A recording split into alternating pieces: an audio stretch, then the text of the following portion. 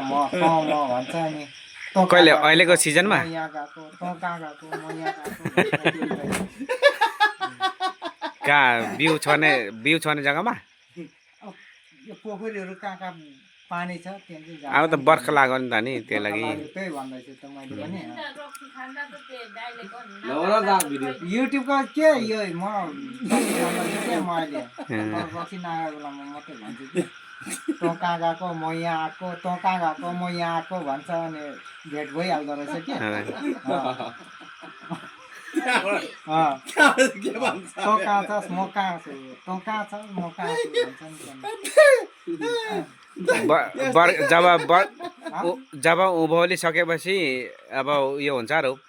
पानी पर्दाखेरि वर्षको यहाँ सिजन आउँछ हजुर त्यो कपाल पाके भन्छ नि एउटै कुरा सुनिन्छ तर उसले थुप्रो भनेको हुन्छ नि तर यहाँ काफलै छैन काफल खेती माने प्राकृतिकले दिएको चिज उसलाई थाहा छ प्राकृतिकले गिगाउँदैछ भन्नु खोज्नु लु भन्नु त भन्छ नि त्योलाई थुप्रो हामीले जान्दछौँ कपाल पाके भोटे केटा गोठमा कोच्चा खुच्चे केचा भन्छ नि हामी चाहिँ तर उसले एउटै भन्छ होला हामी सुन्छौँ त्यस्तो भाकेको कनिकाको तिउन्केको गुन्द्रुकको भन्छ नि तर कामी चराले चाहिँ के भन्छ अरे कामी चरा कामी चरा चाहिँ अब त्यो चाहिँ म अलिकति कामी चरा चाहिँ कस्तोलाई भन्छ ठ्वाङ ठ्वाङ गर्छ नि राति त्यो त हिउँदोमा त्यो त उयो पो त के अरे त्यसको नाम अलपत्रे ठ्वाङ ठ्वाङ गर्ने ठकठके हो त्यो हुन्छ नि त्यो अलपत्रे भन्छ नेपाली त्यो चराको नाम भाषामा चाहिँ के भन्छ अब थाहा छैन अनि हामी चाहिँ भन्छौँ कामी चरा त्यसलाई चाहिँ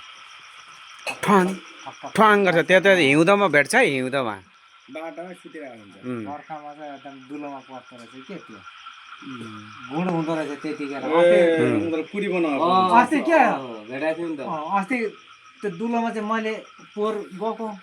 त्यो दुलोमा चाहिँ बच्चा थियो भाले चाहिँ अब मैले बेल्टाइदिइहालेँ कसले जान्ने त्यो च्याउ खोज्न उता खोलामा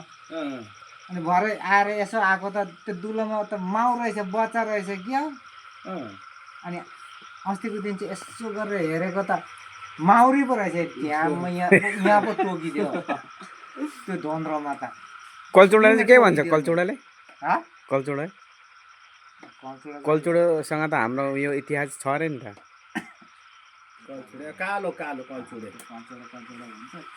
हाम्रो त्यो के अरे भोका